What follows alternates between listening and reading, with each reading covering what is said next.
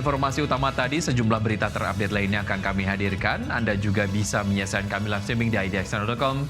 Saya Wiki Adrian Indah, Prime Market Highlight.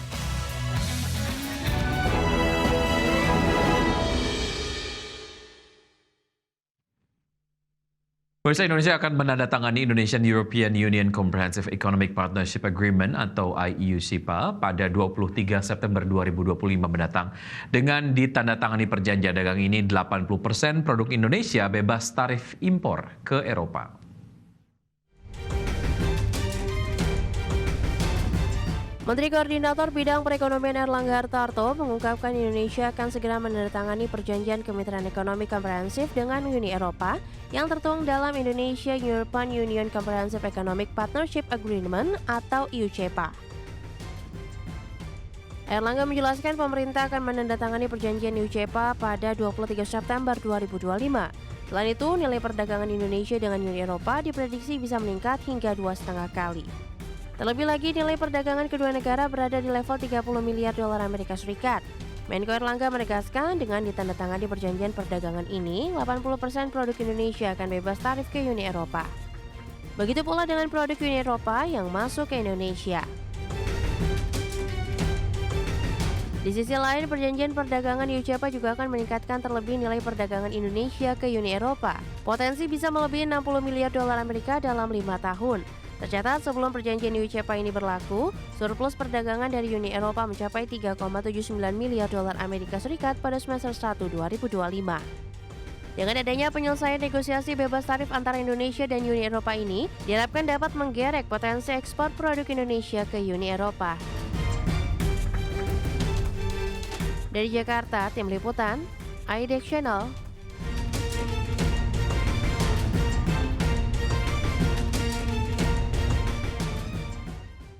Ya, berikutnya Indonesia memiliki potensi sumber daya panas bumi atau geothermal yang besar, tak tanggung-tanggung potensinya mencapai 23.742 MW. Dan Indonesia siap jadi negara produsen listrik panas bumi terbesar di dunia. Indonesia tercatat memiliki potensi sumber daya panas bumi atau geothermal yang cukup besar, jumlahnya mencapai 23.742 MW. Dari jumlah tersebut masih terdapat peluang besar pengembangan panas bumi di Indonesia, di mana hingga saat ini Indonesia tercatat menempati posisi nomor 2 sebagai produsen listrik panas bumi secara global. Dengan kapasitas terpasang listrik dari sumber panas bumi sebesar 2.744 MW, posisi Indonesia hanya berada di bawah Amerika Serikat yang memiliki 3.937 MW listrik dari panas bumi.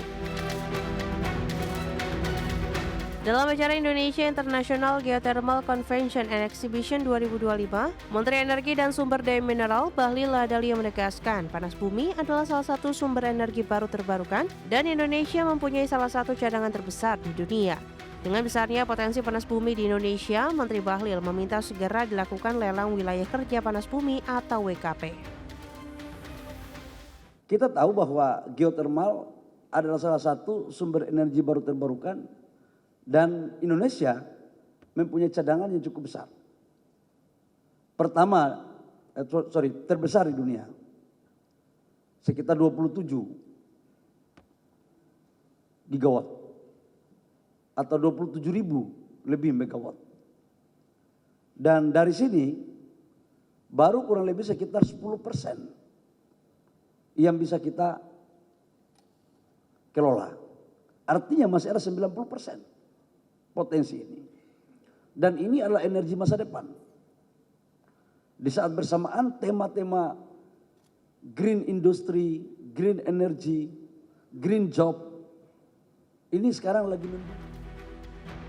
Di sisi lain, sesuai dengan arahan Presiden Prabowo Subianto untuk melakukan reformasi dan percepatan regulasi demi memberikan kepastian dan percepatan bagi para pelaku usaha panas bumi, Kementerian SDM menyederhanakan perizinan dan regulasi yang disinyalir dapat menghambat investasi untuk mempercepat pemanfaatan panas bumi. Dari Jakarta, Tim Liputan, idxchannel. Sementara itu, Pertamina Geothermal Energy menilai ekosistem energi geothermal di Indonesia sangat mendukung swasembada dan ketahanan energi nasional. Direktur Utama PT Pertamina Geothermal Energy (TBK) Julfli Hadi menyebut peluang bisnis panas bumi sebagai sumber energi baru terbarukan cukup potensial, di mana ekosistem energi panas bumi sangat berkembang pesat secara global. Untuk itu, menurut Pertamina Geothermal, hal ini membuat pihaknya fokus dalam mewujudkan target 1 gigawatt dalam 2 tahun ke depan dan 1,7 gigawatt pada tahun 2034. PGE juga telah mengidentifikasi potensi panas bumi hingga 3 gigawatt dari 10 wilayah kerja panas bumi yang dikelola secara mandiri. Sejalan dengan itu, komitmen pemerintah untuk mendukung energi baru terbarukan yang tertuang dalam RUPTL 2025 hingga 2034, di mana porsi energi baru terbarukan meningkat menjadi 69,5 gigawatt. Jadi sebenarnya secara angka dan secara posisi untuk transisi itu perfectly set.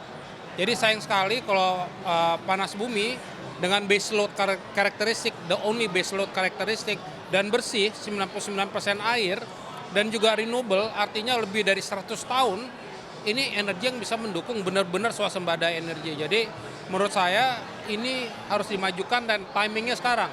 Karena Pak Presiden benar-benar adalah priority programnya energy security dengan dinamika politik yang ada, ini harus jalan.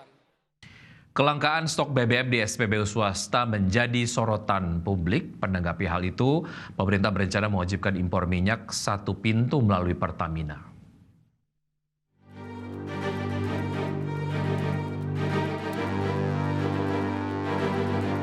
Kelangkaan stok bahan bakar minyak di SPBU swasta terjadi sejak akhir Agustus 2025. Kelangkaan ini kini menjadi perhatian publik karena terkesan berlarut-larut dan tidak ada solusinya. Tak hanya membuat masyarakat susah mendapatkan BBM, isu PHK karyawan SPBU swasta juga menjadi sorotan. Menanggapi hal tersebut, Wakil Menteri SDM Yulio Tanjung memastikan Pertamina akan menjadi pintu utama dalam penerapan impor BBM alias impor satu pintu guna mengatasi masalah kekosongan BBM di sejumlah SPBU swasta. Jadi dari ini kan berapa porsi Pertamina, berapa porsi badan usaha, ini data-datanya itu kita minta detailkan. Proses impornya akan dilakukan satu pintu. Jadi jangan sampai apa yang sudah diberikan itu tidak mencukupi, ada permasalahan-permasalahan dalam implementasinya. Sementara itu, Direktur Eksekutif Center of Energy and Resources Yusri Usman mengatakan tak sepakat dengan rencana pemerintah mewajibkan impor minyak dengan satu pintu melalui Pertamina karena dianggap bentuk monopoli usaha. Nah itu yang nggak boleh, itu nanti terjadi kan seperti monopoli. Kan sebetulnya itu sebagai pembanding. Mereka kan mesti kalau menambah biaya, padahal marginnya SPBU juga nggak besar banget. Kalau Pertamina proses pengadaannya nggak benar, masa mereka mau beli dari proses yang kurang transparan? Kan nggak mungkin. Makanya agak keberatan saya pikir SPBU asing dengan kebijakan harus beli melalui Pertamina. Bebaskan saja, biar dilihat. Jadi ada pembanding. Dibutuhkan gerak cepat pemerintah mengatasi kelangkaan BBM di SPBU swasta agar tidak terjadi monopoli pasokan BBM oleh Pertamina. Meski masih bisa mengisi BBM di Pertamina, warga mengaku resah lantaran tak punya pilihan SPBU. Tim Liputan IDX Channel. Kelangkaan stok BBM di SPBU swasta tidak hanya berimbas kepada konsumen, tetapi juga kepada ratusan pekerja SPBU. Pegawai SPBU sampai jualan kopi di pinggir jalan karena tidak ada pekerjaan. Viral sebuah pegawai ataupun sejumlah pegawai SPBU swasta berjualan kopi literan di pinggir jalan. Alih-alih mengisi BBM ke kendaraan, pegawai SPBU ini sibuk berjualan kopi demi mendapatkan tambahan penghasilan. Sejak beberapa pekan terakhir, SPBU tempat mereka bekerja nyaris berhenti beroperasi lantaran stok BBM yang langka. Warganet pun mendukung agar pemerintah mencari solusi terkait dengan kelangkaan BBM SPBU swasta.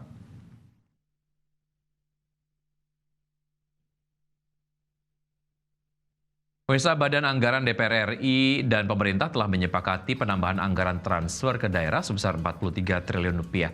Informasinya akan kami hadirkan usai jeda berikut, tetap bersama kami.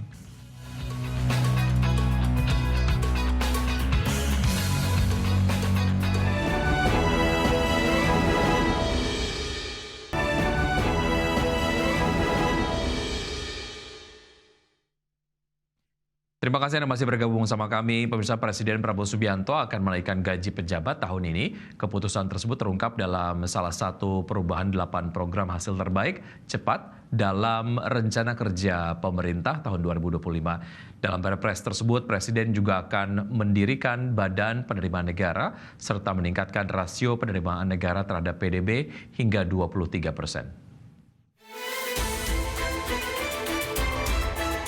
Presiden Prabowo Subianto akan menaikkan gaji pejabat tahun ini. Keputusan tersebut terungkap dalam salah satu perubahan 8 program hasil terbaik cepat dalam rencana kerja pemerintah tahun 2025. Perubahan ini dituangkan dalam Peraturan Presiden Nomor 79 Tahun 2025 tentang pemutahiran rencana kerja pemerintah tahun 2025 yang berlaku sejak 30 Juni 2025. Tersebut salah satu poin utama yang mengalami perubahan yakni perluasan program kenaikan gaji. Jika sebelumnya dalam aturan lama pada Perpres nomor 109 tahun 2024 hanya berlaku untuk aparatur sipil negara seperti guru, dosen, tenaga kesehatan, dan penyuluh. Kini dalam Perpres nomor 79 tahun 2025, Prabowo juga menegaskan kenaikan gaji untuk TNI, Polri, serta pejabat negara. Dalam daftar 8 program hasil terbaik cepat Prabowo di 2025 berdasarkan Perpres nomor 79 tahun 2025, Presiden juga akan mendirikan Badan Penerimaan Negara serta meningkatkan rasio penerimaan negara terhadap PDB hingga 23%. Seperti diketahui dalam pidato pengantar rancangan Undang-Undang Anggaran Pendapatan dan Belanja Negara tahun anggaran 2026 beserta nota keuangannya pada tanggal 15 Agustus lalu, Presiden Prabowo Subianto yang tidak menyinggung kenaikan gaji aparatur sipil negara. Kala itu Presiden hanya menyinggung soal gaji guru dan dosen serta tunjangan profesi guru non-PNS. Dari Jakarta, Tim Liputan IDX Channel.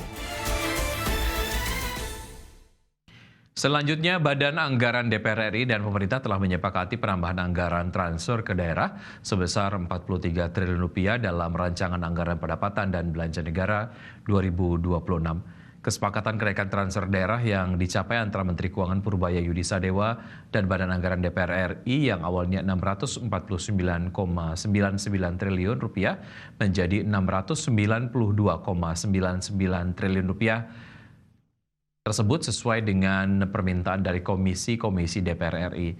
Selain anggaran transfer ke daerah, pos anggaran belanja pemerintah pusat juga naik Rp13,2 triliun, di mana kenaikan dua pos tersebut membuat belanja negara bertambah dari yang awalnya Rp3.786,5 triliun menjadi Rp3.842,7 triliun atau naik Rp56,2 triliun. Sementara itu target pendapatan negara juga bertambah dari yang awalnya dirancang sebesar Rp3.147,7 triliun menjadi Rp3.153,6 triliun atau naik Rp5,9 triliun.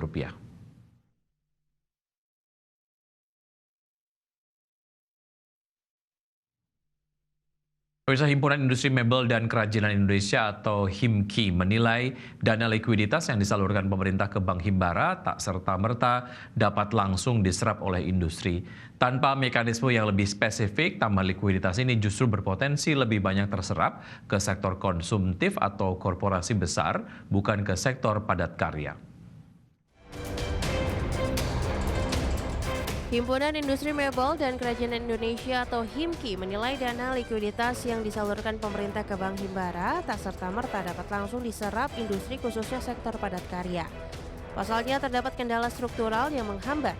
Menurut Ketua Umum HIMKI Abdul Sobur, secara prinsip dana tersebut bisa membuka peluang ekspansi usaha.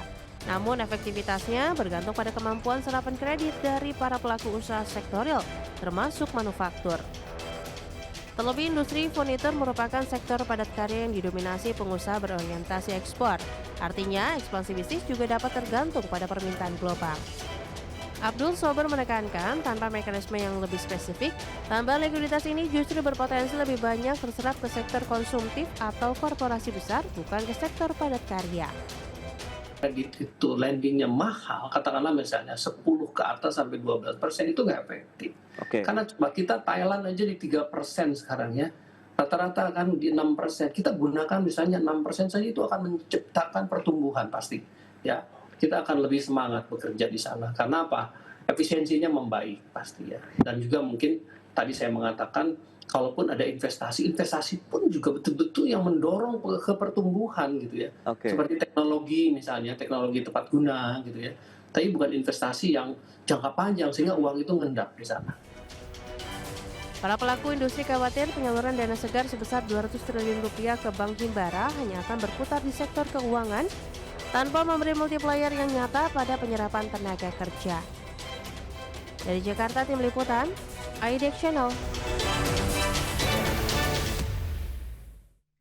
Menteri Perindustrian menyampaikan autokritiknya terhadap sektor industri manufaktur nasional yang dinilai belum optimal menerapkan teknologi industri 4.0 dan kondisi ini membuat kontribusi sektor manufaktur terhadap perekonomian nasional juga belum maksimal.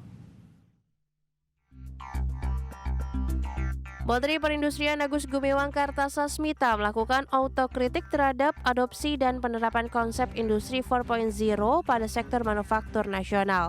Padahal adopsi dan penerapan industri 4.0 diharapkan mampu mentransformasi industri manufaktur menjadi industri berbasis digital. Menurut Menperin, kondisi ini dikarenakan sebagian industri masih memandang transformasi digital sebagai beban atau biaya dan bukan investasi untuk keberlanjutan industrinya. Tak hanya itu, dari sisi internal, Kemenperin kurang inovasi dalam pengembangan dan penerapan industri 4.0 bagi industri. Isu yang klasik adalah cost melawan investasi. Saya menyampaikan sambutan dari setiap tahun acara ini yang selalu saya ingatkan masalah klasiknya, isu klasiknya, perusahaan masih menganggap transformasi ke 4.0 itu merupakan sebuah cost, belum secara penuh dianggap sebagai investasi. Sama sebetulnya ya, challenge-nya sama, tantangan sama, mindset-nya harus kita rubah. Ya. Dan tentu nanti di Kemenperin ya, melalui BSKJI itu juga perlu dicarikan terobosan-terobosan. Menperin memastikan akan mendukung terciptanya ekosistem inovasi untuk membuktikan komitmen nyata dalam mempercepat upaya adopsi teknologi digital sebagai fondasi penguatan sektor industri manufaktur. Dari Jakarta, Devi Firmansyah, IDX Channel. Sejumlah asosiasi industri baja menyatakan sikap keresahannya atas masih maraknya peredaran baja impor di Indonesia. Pemerintah diminta untuk menghentikan peredaran impor baja berlebih karena telah menciptakan pengangguran di sektor industri.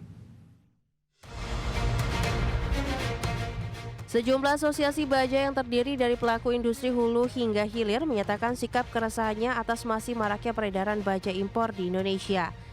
Jika tidak segera ditangani, Ketua Umum Indonesia Society of Steel Construction, Budi Harta Winata menilai, kondisi ini akan semakin menciptakan pengangguran di sektor industri. Budi Harta Winata meminta pemerintah bersama DPR harus dapat hadir untuk menghentikan peredaran impor baja berlebih ini di Indonesia. Selain itu, pemerintah juga harus memberi kesempatan bagi industri baja nasional untuk kembali tumbuh.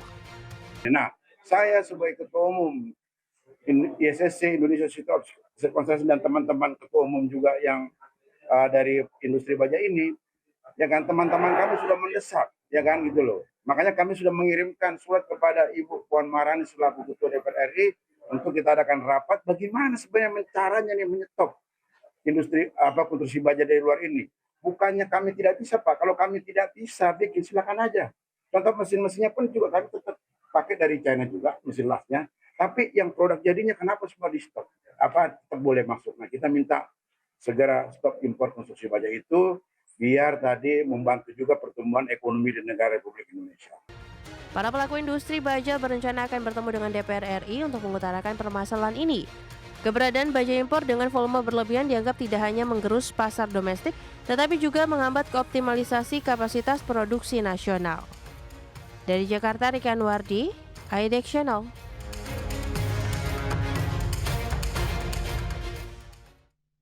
Komisi 4 DPR RI mengkritik pedas terkait dengan rencana pembangunan embung oleh Kementerian Pertanian. Informasinya akan kami hadirkan usai jeda berikut, tetap bersama kami.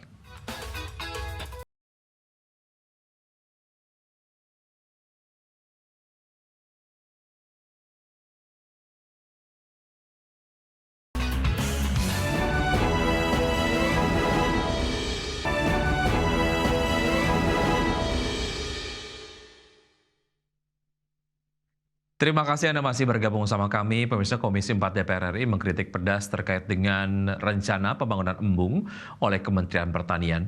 Komisi 4 menilai ukuran embung yang hanya 15 kali 15 meter terlalu kecil jika dibandingkan dengan anggaran besar yang disiapkan pemerintah senilai 382 miliar rupiah.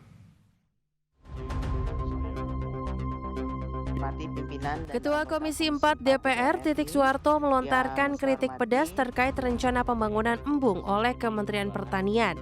Ia menilai ukuran embung yang hanya 15 kali 15 meter terlalu kecil jika dibandingkan dengan anggaran besar yang disiapkan pemerintah.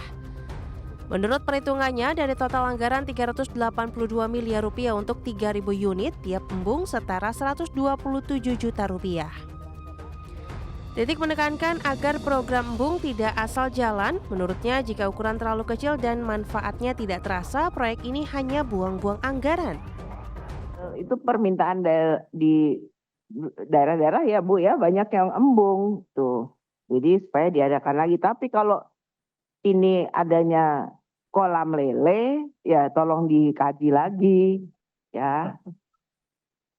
Ya, mungkin volumenya nggak perlu 3.000, tapi yang proper lah, embung serius gitu. Wakil Menteri Pertanian Sudaryono mengungkapkan embung akan difokuskan di daerah padat hujan. Menurutnya di sejumlah wilayah masyarakat lebih suka sumur bor, meskipun hasilnya kerap berupa air asin. Embung tak hanya dipakai untuk irigasi pertanian. Beberapa masyarakat di pesisir bahkan memanfaatkannya sebagai sumber air rumah tangga saat musim kemarau. Oleh karena itu, Wamentan mengklaim kebutuhan embung berbeda-beda dan kadang masyarakat lebih memilih sumur dalam atau swakelola. Embung ini kan ditargetkan itu pada lahan tada hujan. Di mana? Karena kalau dengan angka anggaran itu Pak, itu kami tawarkan gitu. Misalnya di tempatnya Pak Firman itu, atau di Rembang, di Pati itu ada. Masyarakatnya itu sebetulnya sebelum mau embung, itu maunya sumur dalam saja. Karena mungkin lebih mudah, kemudian nggak perlu area yang luas. Gitu. Karena kan di Jawa daerah tada hujan ini kan urusan luasan lahan ini kan jadi isu sensitif. Seperti diketahui, embung dirancang berkapasitas minimal 500 meter kubik. Ukuran yang ditawarkan bervariasi mulai panjang 20-50 meter, lebar 7-30 meter, hingga tinggi 3 meter.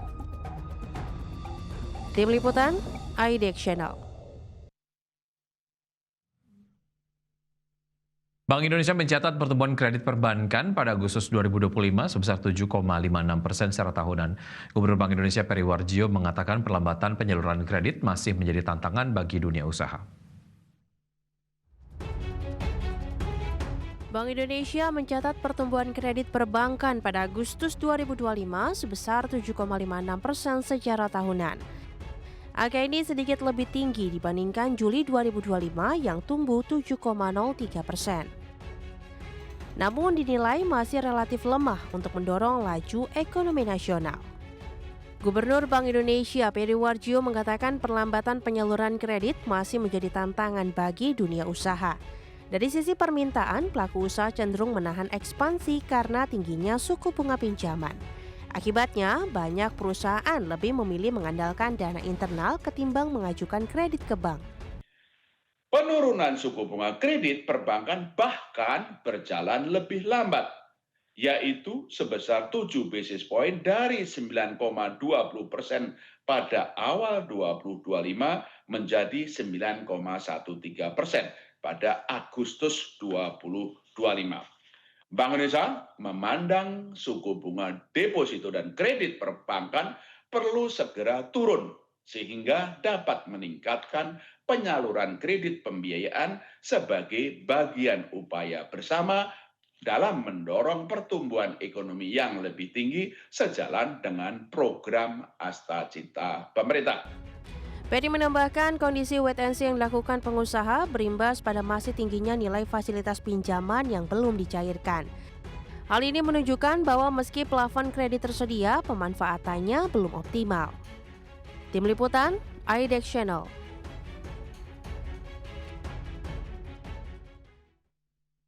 Anggota Komisi 11 DPR RI Putri Aneta Komarudin menyoroti banyaknya keluhan pelaku usaha yang kesulitan mengajukan kredit UMKM di perbankan. Selain itu rasio kredit bermasalah juga dicatat mengalami tren kenaikan. Putri juga menyoroti pertumbuhan kredit UMKM yang masih mengalami tren perlambatan. Per Juli 2025, kredit UMKM hanya tumbuh 1,82% secara tahunan. Padahal pada Juli tahun lalu tumbuh jauh lebih tinggi 5,15%. Selain itu, porsi kredit UMKM dibandingkan dengan total kredit perbankan secara keseluruhan masih di bawah 20% sejak awal tahun ini dan terus mengalami tren penurunan, yakni dengan porsi sebesar 18,61%. Selama ini yang selalu kami dengar dari masyarakat adalah rumitnya proses untuk mengajukan kredit UMKM. Dan tentu harapannya akses modal usaha untuk UMKM ini bisa lebih mudah dijangkau dengan adanya peraturan ini dan tidak ada lagi masyarakat yang terjerat rentenir ataupun pinjaman online ilegal.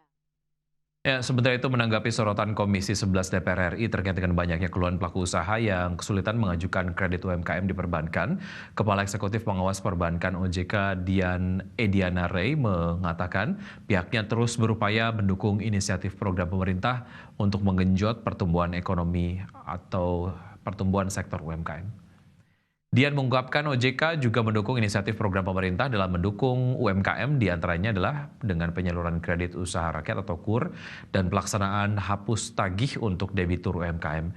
Adapun berdasarkan data Kementerian UMKM hingga 30 April 2025, realisasi penghapusan utang UMKM baru mencapai 19.375 UMKM dengan nilai 486 miliar rupiah.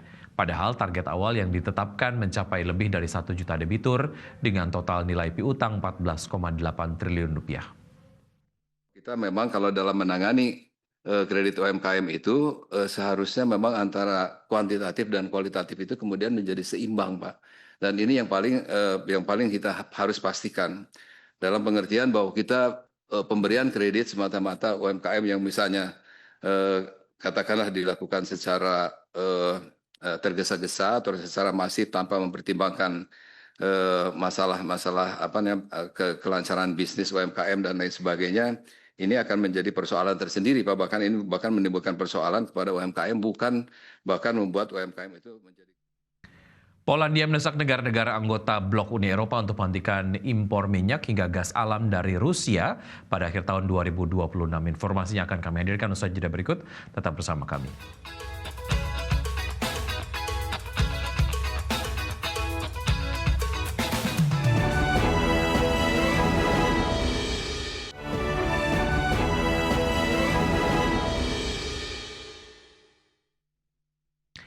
Terima kasih Anda masih bergabung bersama kami. Pemirsa, korban tewas akibat serangan Israel di Gaza sejak 7 Oktober 2023 kini telah menembus 65.000 jiwa.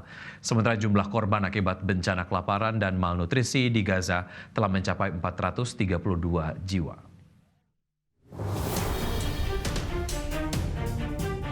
Otoritas Kesehatan Gaza pada Rabu kemarin merilis jumlah warga Palestina yang tewas akibat serangan militer Israel di jalur Gaza sejak 7 Oktober 2023 telah melampaui 65.000 jiwa. Data Otoritas Kesehatan Gaza juga menyebut 4 warga Gaza tewas dalam 24 jam terakhir akibat bencana kelaparan dan malnutrisi. Sehingga jumlah korban bencana kekurangan pangan di Gaza menjadi 432 orang, di mana 146 korban diantaranya merupakan anak-anak.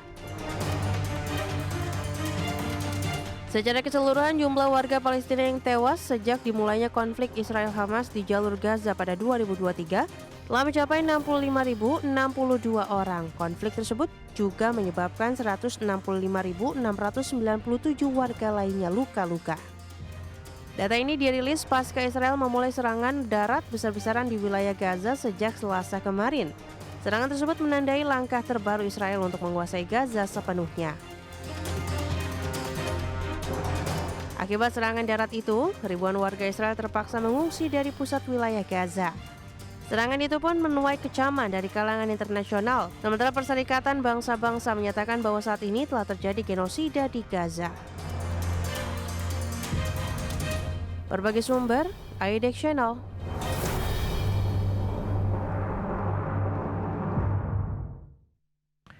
Kapal pemerintah Filipina dan pemerintah China terlibat dalam konfrontasi di sekitar Karang Scarborough di Laut Cina Selatan. Pemerintah kedua negara pun saling menuding soal penyebab konfrontasi tersebut. Ketegangan di Laut China Selatan kembali meningkat setelah konfrontasi antara kapal pemerintah Filipina dan kapal penjaga pantai China di sekitar Karang Scarborough. Insiden terjadi ketika kapal pemerintah Filipina menjalankan misi pengiriman pasokan bagi nelayan di negara Scarborough yang merupakan wilayah tangkapan tradisional yang kerap menjadi titik gesekan. Menurut otoritas Filipina, kapal Biro Perikanan mereka terkena semprotan meriam air dari kapal penjaga pantai China sehingga mengalami kerusakan dan melukai satu awak kapal. Di sisi lain, pihak China mengklaim kapal Filipina justru menabrak salah satu kapal mereka dan menuding kapal Filipina telah memasuki wilayah China secara ilegal.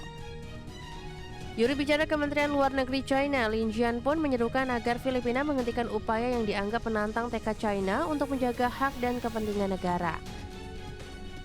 Adapun Scarborough Shoal terletak di dalam zona ekonomi eksklusif Filipina. Namun di sisi lain, China mengklaim hampir seluruh laut China Selatan merupakan wilayah kedaulatannya.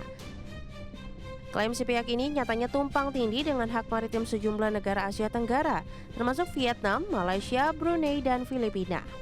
Berbagi sumber, IDX Channel.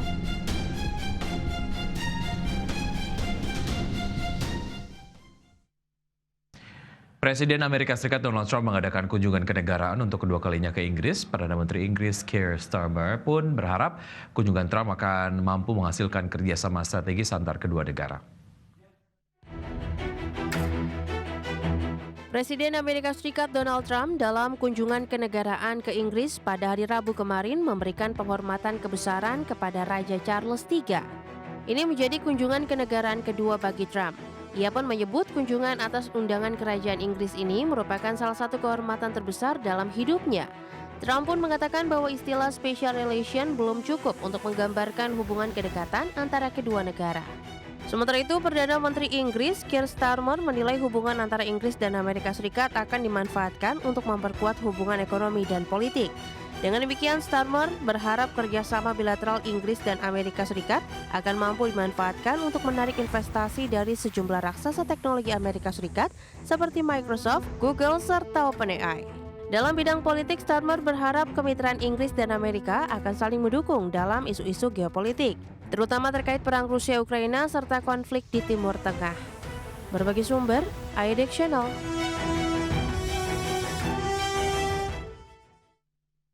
Chairman Bank Sentral Amerika Serikat Jerome Powell memberikan isyarat The Fed akan kembali memangkas suku bunga sebanyak 2 kali ke depan.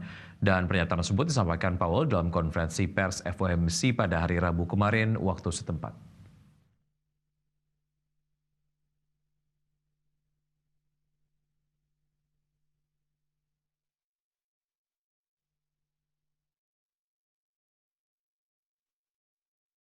Kesempatan tersebut, Powell mengatakan rapat FOMC September 2025 memutuskan untuk memangkas Fed Fund Rate sebesar 25 basis point menjadi level 4 hingga 4,25%. Keputusan pemangkasan ini pun menjadi yang pertama kali untuk tahun ini dan Powell menyebut kebijakan pemangkasan suku bunga kali ini telah mempertimbangkan risiko di 2 mandat utama The Fed, yaitu menjaga stabilitas inflasi dan mendorong pencapaian lapangan kerja maksimum. Our monetary policy actions are guided by our dual mandate to promote maximum employment and stable prices for the American people. At today's meeting, the committee decided to lower the target range for the federal funds rate by 0.25 percentage point to 4 to 4.25%, and to continue reducing the size of our balance sheet. Changes to government policies continue to evolve, and their effects on the economy remain. Polandia mendesak negara-negara anggota blok Uni Eropa untuk menghentikan impor minyak hingga gas alam dari Rusia pada akhir tahun 2026. Langkah ini dilakukan untuk membantu negara anggota lain dalam upaya mengurangi ketergantungan energi dari Rusia. Pemerintah Polandia mendesak negara-negara anggota blok Uni Eropa untuk menghentikan impor minyak hingga gas alam dari Rusia, di mana pihak setempat meminta kebijakan tersebut dilakukan paling lambat pada akhir tahun 2026 mendatang atau lebih cepat 2 tahun dari tenggat resmi yakni di 1 Januari 2028. Menteri Energi Polandia, Milos Motyka, mengatakan negaranya siap membantu negara anggota lain untuk mencapai tujuan bersama dalam upaya mengurangi ketergantungan energi dari Rusia. Salah satu langkah yang dapat dilakukan ialah mulai melakukan impor energi dan minyak mentah dari Amerika Serikat.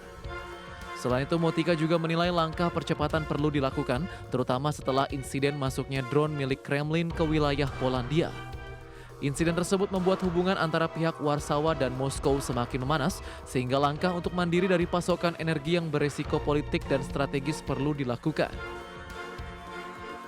Adapun sebelumnya Uni Eropa telah menjatuhkan sanksi pada sebagian besar impor minyak dari Rusia pasca serangan invasi ke Ukraina yang belum mereda sejak beberapa tahun lalu. Namun demikian, gas dari Moskow masih dikecualikan setelah ajuan keberatan dari pemerintah Slovakia dan Hungaria. Berbagai sumber IDX Channel. Pangsa pasar Tesla di Amerika Serikat mengalami penurunan drastis hingga 38%. Informasinya akan kami hadirkan usai jeda berikut.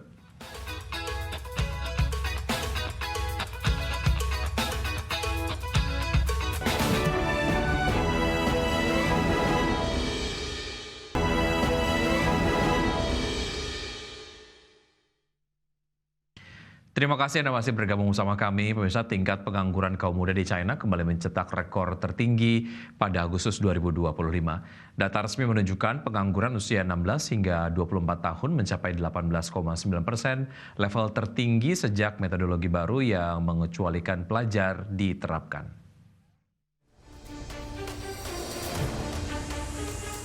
Tingkat pengangguran kaum muda di China kembali mencetak rekor tertinggi pada Agustus 2025. Angka pengangguran remaja ini menambah daftar sinyal pelemahan ekonomi China yang muncul sejak awal bulan. Laporan dari AFP menyebutkan output pabrik dan penjualan retail justru tumbuh paling lambat dalam sekitar 1 tahun terakhir. Kondisi tersebut menimbulkan kekhawatiran bahwa daya beli masyarakat dan kepercayaan pasar domestik belum juga pulih. Biro Statistik Nasional China mengakui permintaan dalam negeri masih lemah dan banyak perusahaan kesulitan menjaga kelangsungan usaha. Situasi ini semakin kompleks karena Beijing tetap menargetkan pertumbuhan ekonomi sebesar 5% di tengah berbagai hambatan. Mulai dari krisis utang di sektor properti, belanja konsumen yang lesu hingga ketegangan perdagangan dengan Washington ikut memperberat beban pemerintah. Selain pengangguran pemuda yang melonjak, tingkat pengangguran keseluruhan juga sedikit naik menjadi 5,3% pada Agustus dibandingkan 5,2% di bulan sebelumnya. Lonjakan ini mencerminkan rapuhnya pasar tenaga kerja di China di tengah kondisi ekonomi global yang tidak pasti. Para analis menilai tanpa stimulus baru yang signifikan, pemulihan ekonomi negeri tirai bambu akan terus terhambat dalam beberapa waktu ke depan. Berbagai sumber, IDX Channel.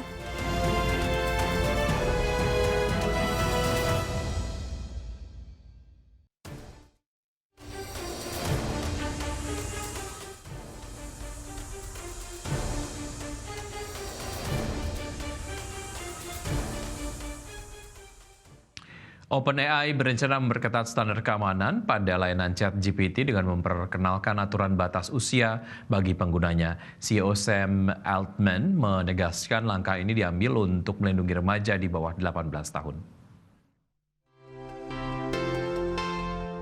OpenAI berencana memperketat standar keamanan pada layanan ChatGPT dengan memperkenalkan aturan batas usia bagi penggunanya.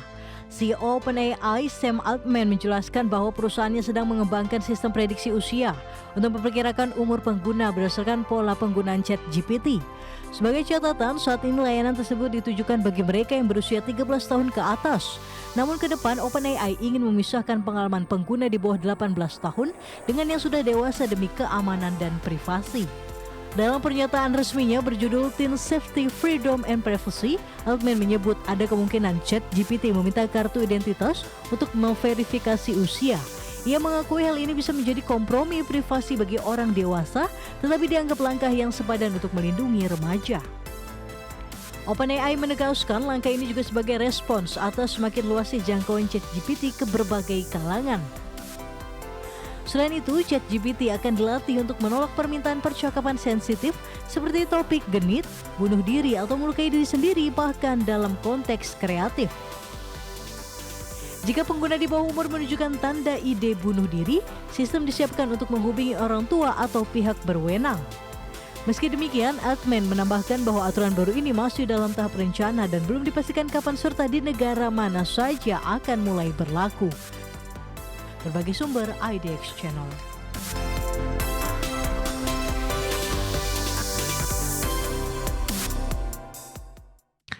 Pangsa pasar Tesla di Amerika Serikat mengalami penurunan drastis hingga 38% atau yang terendah sejak tahun 2017.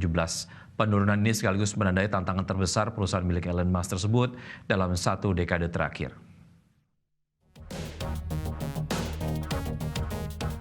Dominasi Tesla di pasar mobil listrik Amerika Serikat semakin tergerus setelah hanya menguasai 38% pasar EV di negeri Paman Sam dan menjadi angka terendah sejak tahun 2017. Penurunan ini justru terjadi di tengah melonjaknya permintaan kendaraan listrik secara keseluruhan di seluruh dunia. Berdasarkan laporan Arena EV, tren ini pelemahan ini sekaligus menandai tantangan terbesar Tesla dalam 1 dekade terakhir setelah selama bertahun-tahun pembeli mobil listrik di Amerika identik dengan Tesla. Bahkan saat penjualan EV nasional naik lebih dari 24% pada Juli lalu, Tesla hanya mampu tumbuh sekitar 7% dan kemudian berlanjut di bulan Agustus dengan pertumbuhan hanya 3,1%. Tidak hanya itu, fenomena ini sekaligus menegaskan bahwa konsumen kini mempunyai banyak pilihan setelah Ford, Hyundai, Kia, serta Toyota berhasil mencuri perhatian dengan model baru dan penawaran menarik. Sementara Tesla dinilai kurang berinovasi karena belum menghadirkan produk segar yang mampu mengguncang pasar selain Cybertruck yang diluncurkan 2023, meski hasilnya tidak sefenomenal Model 3 atau Model Y. Selain tekanan kompetisi, perusahaan milik Elon Musk juga menghadapi pasar yang tidak menentu dengan ledakan penjualan EV diprediksi akan mereda setelah insentif pajak federal senilai $7.500 Amerika berakhir pada akhir September mendatang. Kondisi tersebut berpotensi membuat penjualan anjlok di kuartal 4 2025 sekaligus menambah beban bagi seluruh produsen mobil listrik global. Berbagai sumber IDX Channel. Pemirsa tetap bersama kami, sejenak kami akan segera kembali.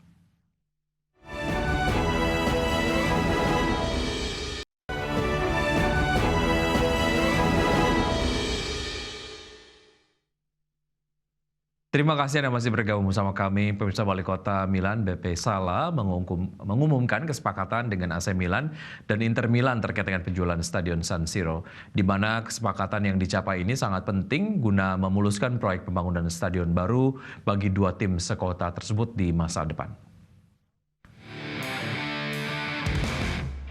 Setelah negosiasi yang panjang selama hampir 1 dekade, akhirnya Wali Kota Milan Beppe Sala secara resmi mengumumkan kesepakatan dengan AC Milan dan Inter Milan terkait penjualan Stadion San Siro. Di mana kesepakatan yang dicapai ini sangat penting dalam rangka memuluskan proyek pembangunan stadion baru milik Duo Milano di masa depan.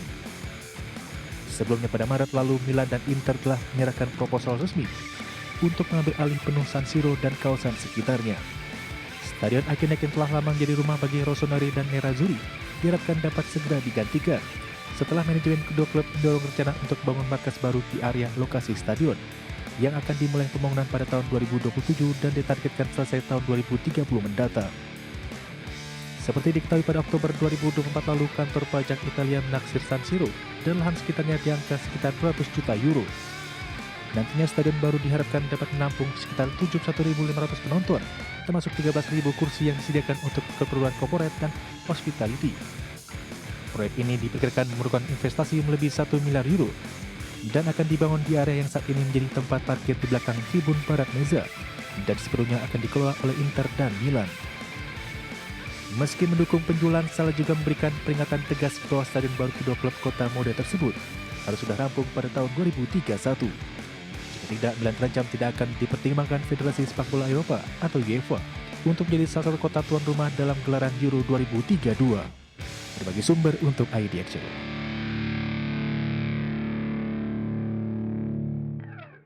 Ya, pemirsa, 60 menit sudah kami menemani Anda dalam Pramarket Highlight. Tetap perbarui informasi Anda hanya di IDX Channel, your trustworthy and comprehensive investment reference. Saya Wiki Adrian. Sampai jumpa.